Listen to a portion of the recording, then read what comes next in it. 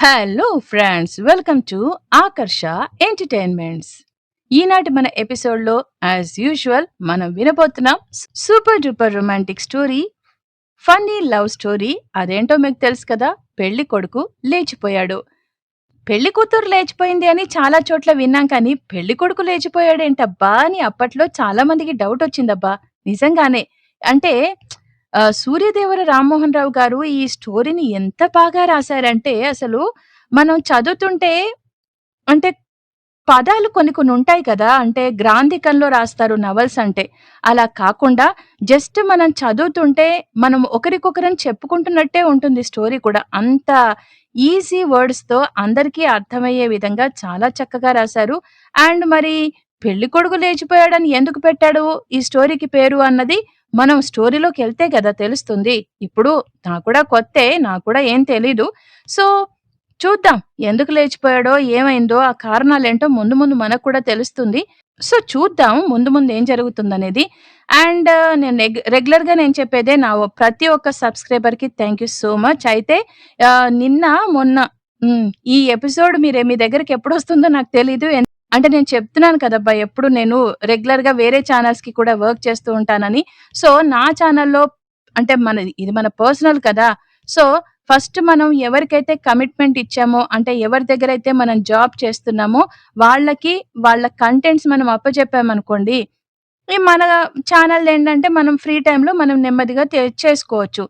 కానీ పాపం వాళ్ళు మంత్లీ మనకు ఇంత సాలరీ చొప్పున ఇస్తూ మనము వాళ్ళకు రెగ్యులర్‌గా మనం వర్క్ మనము ఇచ్చేయాలి, మనము సబ్మిట్ చేయాలి అన్నప్పుడు ఫస్ట్ వాళ్ళకి మనం ఇంపార్టెన్స్ ఇవ్వాల్సి ఉంటుంది. కాబట్టి రెగ్యులర్‌గా నేను అన్ని ఛానెల్స్‌కి వర్క్ చేసి ఫ్రీ టైమ్‌లో ఇలా ఈ మన సొంత ఛానెల్ అంటే ఆకర్ష ఎంటర్‌టైన్‌మెంట్స్ అనే మన ఛానెల్‌లో స్టోరీస్ పెడుతూ ఉంటాననమాట. అందుకే కొత్త కొత్తగా ఏమన్నా వెతకాలంటే నాకంత టైం సరిపోక ఏదో కొత్త ఆలోచనొచ్చింది. ఇలా నవల్స్ అనేవి కొంచెం మీ ముందుకు తీసుకొచ్చి, కొంతమంది ఏమంటారంటే ఇది ఎప్పుడో చదివాను, మళ్ళీ మీ వల్ల ఇప్పుడు నేను వింటున్నాను, నాకు చాలా హ్యాపీగా ఉంది అని అంటున్నారు.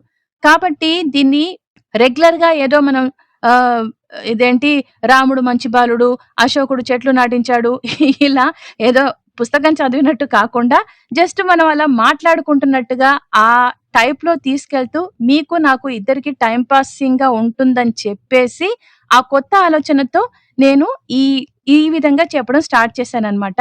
అయితే నాకు ఒక్క నిమిషం ఆగండి. నాకు జస్ట్ హ్మ్. ఎప్పుడు అంటే నాకు ఒక కామెంట్ కూడా వచ్చింది. నిజం చెప్తున్నా, కామెంట్స్ పెట్టండి, పెట్టండి అంటే ఎవరు పెట్టరు కదా! కానీ నాకొకరు కామెంట్ పెట్టారబ్బా! నిజంగా I am so happy for that. ఎవరు కామెంట్ పెట్టారు అంటే చెప్తున్నానుండండి. తన పేరు ఆహ్, లక్ష్మి గారు. లక్ష్మి గారు నాకు కామెంట్ పెట్టారు. నిజంగా చాలా బాగా మీ వాయిస్ అంటే చాలా ఇష్టమండి నాకు అని చెప్పి కామెంట్ పెట్టారు. థాంక్ యూ సో మచ్ అండి ఫస్ట్ ఆఫ్ ఆల్ మీరు కామెంట్ పెట్టినందుకు. యాక్చువల్‌గా నాకు కామెంట్‌లో ఏంటంటే కిరణ్ అని చెప్పి నాకు కనిపించింది. సో, నేను కిరణ్ గారు అని కామెంట్ పెడితే, లేదండి అది మా హస్బెండ్ ఐడీ అది. నా పేరు లక్ష్మి అని చెప్పి మళ్ళీ తర్వాత తను మెసేజ్ పెడితే దానికి కూడా నేను రిప్లై ఇచ్చాను. Thank you so much Lakshmi గారు అని చెప్పి. ఎనీవే లక్ష్మి గారు మీకు నా వాయిస్ నచ్చినందుకు, నా చెప్పే విధానం నచ్చినందుకు thank you so much. And మీకు ఇంకో విషయం చెప్పాలా? లిజనర్స్ అందరూ వినండి. లక్ష్మి గారు ఎలా అంటే, నేను వేరే ఛానెల్స్‌కి పనిచేస్తుంటాను అని చెప్పాను కదా! సో, 'నిన్ను కోరి' అనేది నేను ఇంకొకరికి చెప్తూ ఉంటాను స్టోరీ అది. ఆ స్టోరీ ఆ ఛానెల్‌లో 'వర్ణ ఆడియో స్టోరీస్' అని చెప్పి ఉంటుంది. ఆ స్టోరీ నేను చెప్తూ ఉంటాను.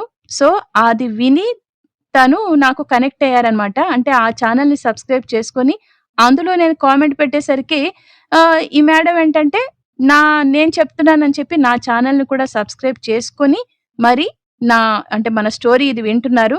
So, anyway thank you so much అండి లక్ష్మి గారు. ఇప్పుడేంటంటే సోది బాగా చెప్పేసానా? ఓకే. వదిలేయండబ్బా! వినండి ఏం గాదు. తొందరలోనే స్టోరీలోకి ఎంటర్ అయిపోతా ఇంకా లేట్ ఏం చేసేది లేదు. సో, లాస్ట్ టైమ్ ఎక్కడి దాకా అయింది అంటే ఆహ్, ఎక్కడ కిషోర్‌తోని సంజయ్ వెళ్ళిపోతాడు. అక్కడంతా కొంచెం మూడీగా ఉంటాడు. బట్ ఇక్కడ సౌజన్య ఒంటరిగా ఉంటుందని చెప్పి ఆ థాట్ రాగానే వెంటనే వచ్చేస్తాడు. ఇంకా ఆ తర్వాత రాత్రంతా వాళ్ళు కబుర్లు చెప్పుకుంటూ ఉంటారు. ఇక్కడి వరకు అయిపోయింది. ఓకేనా? మరి ఈరోజు ఏమవుతుందో లెట్స్ స్టార్ట్. పెళ్ళికొడుకు లేచిపోయాడు. ఓకేనా? కానీ తప్పకుండా కామెంట్స్ పెట్టి కొంచెం సబ్స్క్రైబ్ చేసుకోండి ప్లీజ్. ఓకేనా? And now let's start. పెళ్ళికొడుకు లేచిపోయాడు. ప్రభావతి దిగులుగా పడుకుంది. ఏంటి మమ్మీ, అన్నం తిననన్నావట? కూతురు స్నేహ వచ్చి అడిగింది. ఈ ప్రభావతి ఎవరో మీకు ముందు ముందు తెలుస్తుంది. ఎందుకంటే కొత్తగా వినేవాళ్ళకి తెలియదు కదా. ఇప్పుడు ఈ హీరో హీరోయిన్ కి సంబంధించిన వాళ్ళ పేరెంట్స్ అన్నమాట. అక్కడికి వచ్చామన్నమాట మనం. ఎందుకంటే వాళ్ళు పెళ్లి పీటల మీద నుంచి లేచిపోయారు కదా. సో వాళ్ళ కోసం దిగాలుగా ఉంది. ఆకలిగా లేదమ్మా అంది ప్రభావతి. ఈ ప్రభావతి ఎవరు అంటే సంజయ్ వాళ్ళ మదర్ అన్నమాట. సో అందుకని పాపం పెళ్లి కొడుకు లేచిపోయాడు. అందుకని చెప్పి ఆమె బాధగా ఉంది. నువ్వింత దిగులుగా అయితే అన్నయ్య కనిపిస్తాడా అంది స్నేహ. ఎక్కడున్నాడో, ఎలా తింటున్నాడో, వాడికేదైనా కావాలన్నా నోరు తెరిచి అడగడు. మనమే గుర్తుంచుకొని వేళకి పెట్టాలి అందామె బాధపడుతూ. కొడుకు కనిపించకపోతే ఎవరికైనా ఆ మాత్రం బాధ ఉంటుంది కదా. అదన్నమాట సంగతి. సో అమ్మా, అన్నయ్య ఇంకా చిన్నపిల్లడా ఏంటి అని పాపం చెల్లెలకి కోపం వచ్చేసి అనేసిందనమాట. ఈ ఈ లోపల మరిది వచ్చి, ఇక్కడ మరిది అని ఎందుకు వచ్చిందంటే వీళ్ళందరిది జాయింట్ ఫ్యామిలీ అండి. అన్న తమ్ముళ్ళు అందరూ కలిసి ఉంటారు. సో ఈ ప్రభావతి వల్ల మరిది అంటే ఎవరు? ప్రభావతి హస్బెండ్ కి తమ్ముడు అనమాట. అతను వచ్చేసి, వదిన ఎలా ఉంది? 4 రోజుల నుంచి జ్వరమంట పరామర్శగా అన్నాడు. నా సంగతికేంలే నాయనా, బాబు గురించి ఏమైనా తెలిసిందా ఆరాటంగా అడిగింది ప్రభావతి. నిస్సహాయంగా తల అడ్డంగా తిప్పాడు. అది చూసిన ఆవిడ మొహం కళ తప్పింది. ఒక్కరోజా 2 రోజులా? నెలలు గడిచిపోతున్నాయి. ఇంతమంది ఉన్నారు. హంగు ఆర్భాటాలు అన్నీ ఉన్నాయి. ఏవి నా బాబును వెతికి తెచ్చివ్వలేకపోతున్నాయి. అప్పుడే వచ్చిన రత్నాకర్రావుని చూస్తూ నీరసంగా అంది ప్రభావతి. రత్నాకర్రావు అంటే సంజయ్ వాళ్ళ ఫాదర్ అన్నమాట. వాడేమైనా చిన్నపిల్లాడా? లేకపోతే ఎవరైనా ఎత్తుకుపోయారా? ఎక్కడున్నాడని వెతకడానికి? వాడంతట వాడే పాడిపోయి దాక్కున్నాడు. ఎక్కడని వెతకాలి?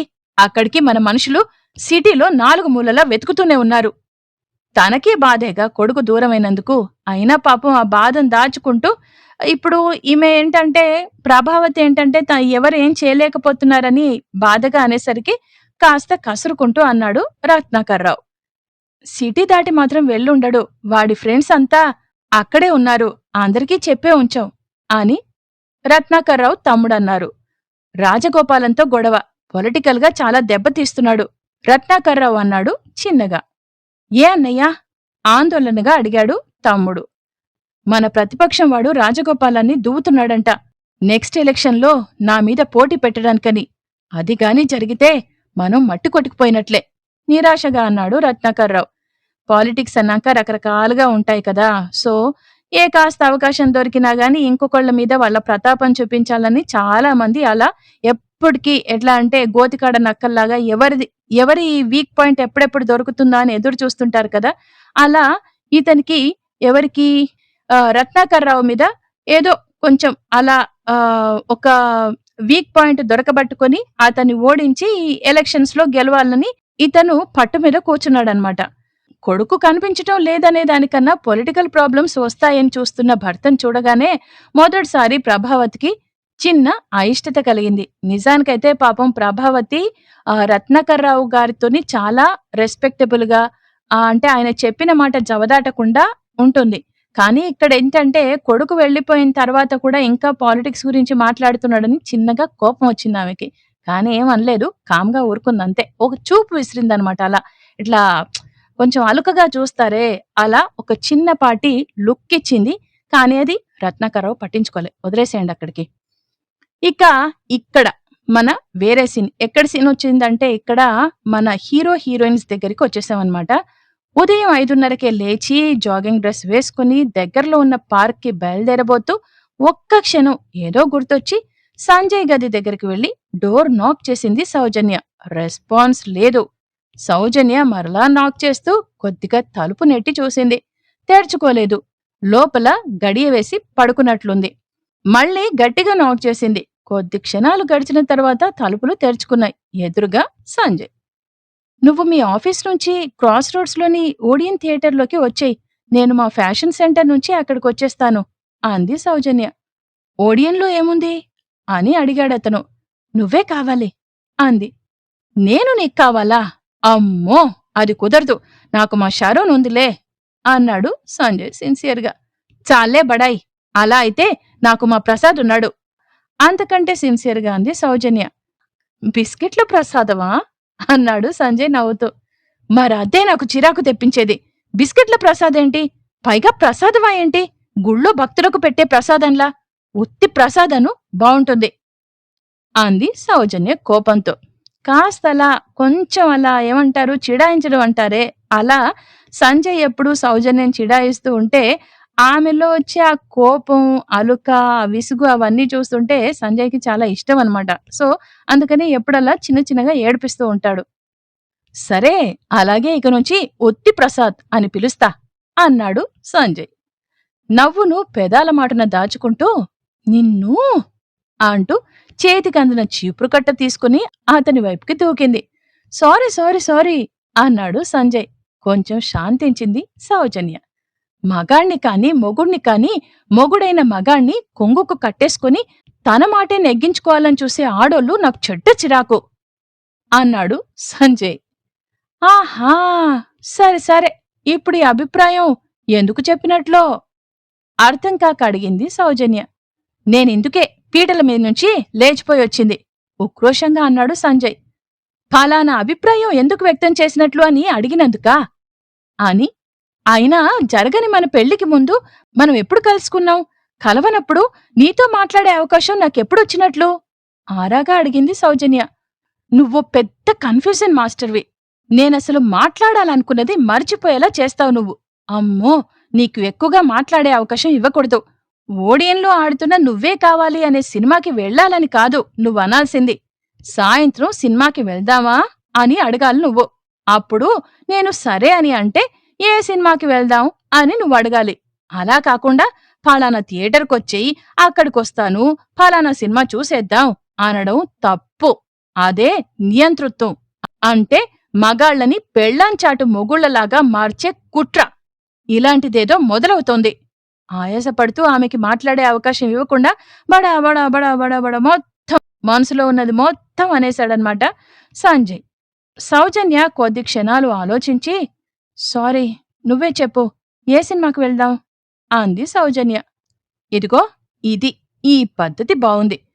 నువ్వు నా మాటలకి ఇప్పటికైనా గౌరవం ఇచ్చావు గనుక నేను నీ అభిరుచికి గౌరవం ఇస్తున్నాను. కనుక సాయంత్రం ఫస్ట్ షో చూసేందుకు, అది నువ్వే కావాలి సినిమా చూసేందుకు ఓడియన్ థియేటర్కి వస్తాను. ఓకే అన్నాడు ముందుకు నడుస్తూ.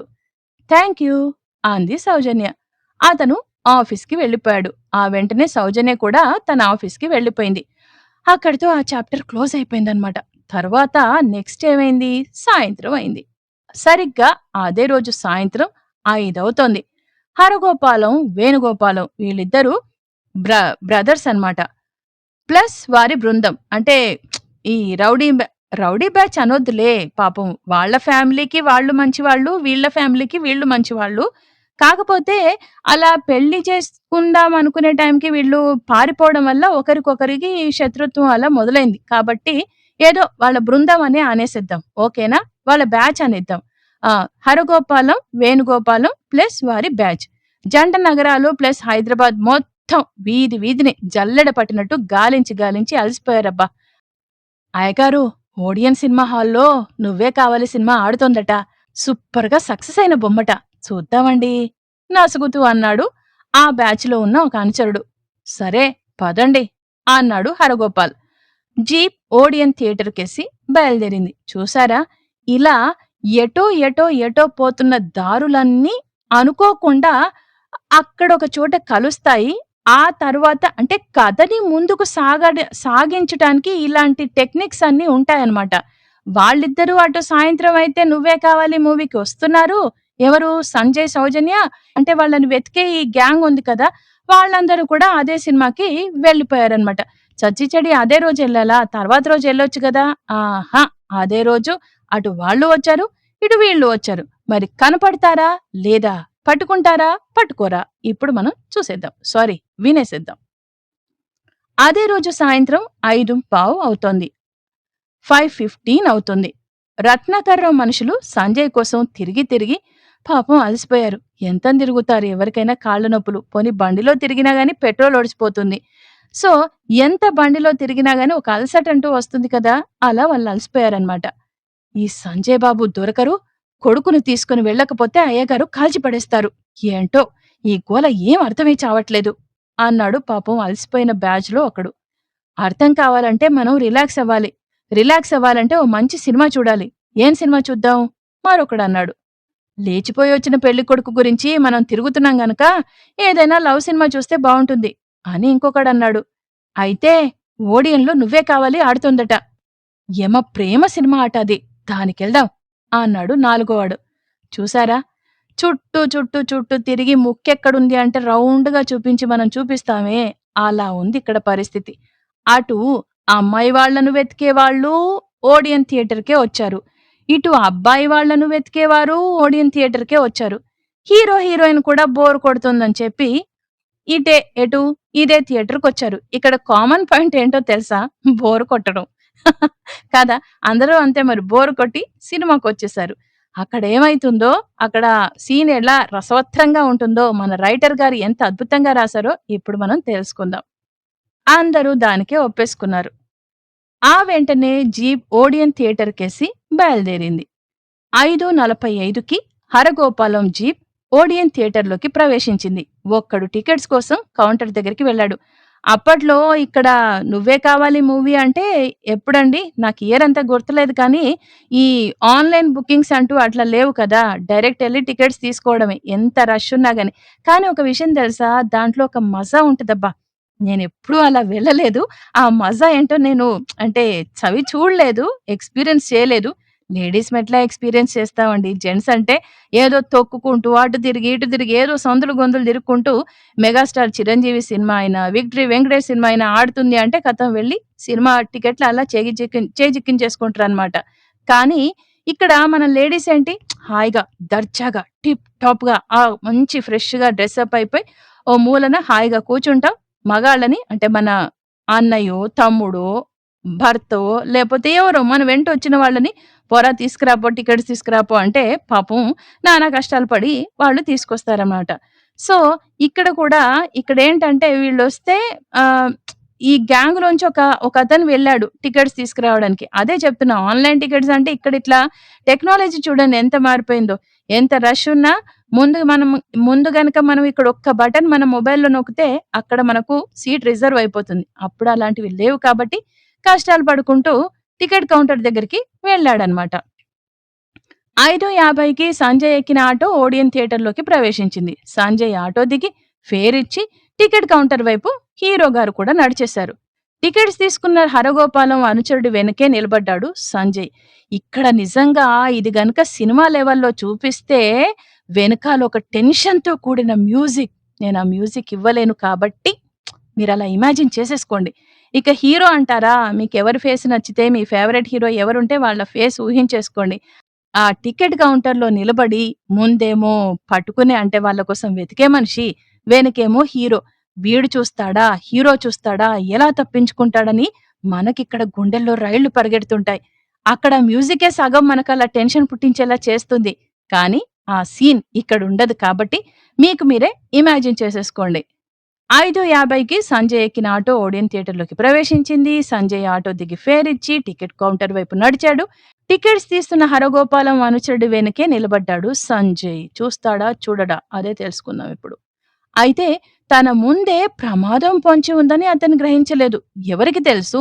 వీళ్ళసలు వెతుకుతున్నారన్న సంగతి తెలుసు గాని పాపం రౌడీలెక్కడన్నా ఏదో టైమ్ పాస్ కోసం సినిమా చూడ్డానికొస్తారని చెప్పి ఎవరు మాత్రం ఎక్స్‌పెక్ట్ చేస్తారు? సో, సంజయ్ కూడా అంతగా ఆలోచన చేయలేదు.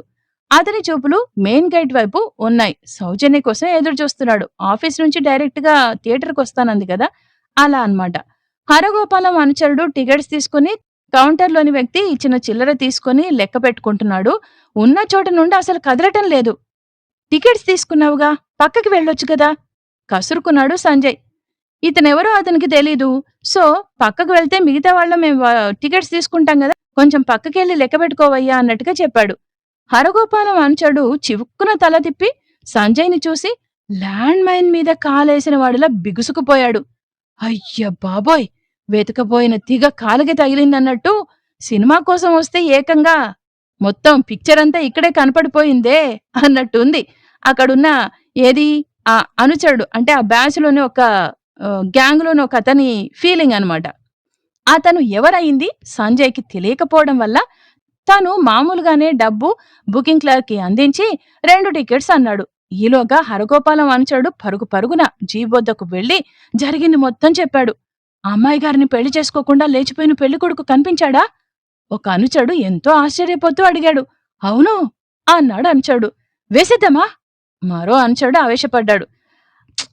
ఎందుకంత తొందరపడతారు అని అక్కడున్న వాళ్ళు అనుకున్నారు. ఎందుకు అంటే అసలు మనకు కావాల్సింది లేచిపోయిన పెళ్లి కొడుకుని వేసేయటం కాదు, లేచిపోయి వచ్చిన మన అమ్మాయి గారిని పట్టుకోవటం అన్నాడు ఇంకొక అనుచరుడు విపరీతంగా చిరాకు పడుతూ. ఇదండి ప్రతిసారి లాస్ట్ ఎపిసోడ్లో పప్పులో కాలేసినట్టే ఈ ఎపిసోడ్లో కూడా సేమ్ అదే డైలాగ్, అదే పద్ధతి, అదే విజన్ అన్నమాట. అవును, మన అమ్మాయిని కాదనుకొని లేచిపోయి వచ్చినోడు మనకెందుకురా? టైటిల్స్ వేసేస్తారు. నాకు టైటిల్స్ దగ్గర నుంచి సినిమా చూడకపోతే సినిమా చూసినట్లుండదు. పదండి థియేటర్లోకి వెళ్దాం అన్నాడు వేణుగోపాలం. అలా ఉంటదబ్బా వాళ్ళ తెలివి. ఎన్నిసార్లు దేవుడు అవకాశం ఇచ్చినా వీళ్ళు వాళ్ళ బుర్రల తెలివి తక్కువ బుర్రలతోని అలా పట్టుకోలేకపోతున్నారు. నిజం చెప్పానంటే అలా పట్టుకోకపోతేనే కదా మనం ఇంకా సీరియల్లో ముందుకు సాగేది. సో అలా ఉందన్నమాట వాళ్ళ మైండ్ సెట్. అందరూ కలిసి థియేటర్లోకి వెళ్లారు. మరి సంజయ్ తనకు సౌజన్యకి టికెట్స్ తీసుకుని మెయిన్ గేట్ పక్కనే ఉన్న కిళ్ళి కొట్టు దగ్గరికెళ్లి సిగరెట్ తీసుకుని వెలిగించి సౌజన్య కోసం చూడసాగాడు. సరిగ్గా అప్పుడే రత్నాకర్రావు అనుచరుల జీప్ థియేటర్ కాంపౌండ్లోకి ప్రవేశించింది. వాళ్ళు ఒక్క క్షణం మెయిన్ గేట్ పక్కనే ఉన్న కిల్లి కొట్టు వైపు చూసుంటే కథ మరోలా మలుపు తిరిగేది. అలా జరగలేదు. ఎలా జరిగింది అంటే ఇక్కడ వీళ్ళకి కావాల్సింది అంటే రత్నాకర్రావు వాళ్ళకి కావాల్సింది సంజయ్, హరగోపాలం వాళ్ళకి కావాల్సింది సౌజన్య. ఇక్కడ వాళ్లకు అంటే అమ్మాయి వాళ్ళకేమో అబ్బాయి కనపడుతున్నాడు, అబ్బాయి వాళ్ళకేమో అమ్మాయి కనపడుతుంది. కాబట్టి ఇలా కథ అనేది కొనసాగుతూ ఉందన్నమాట.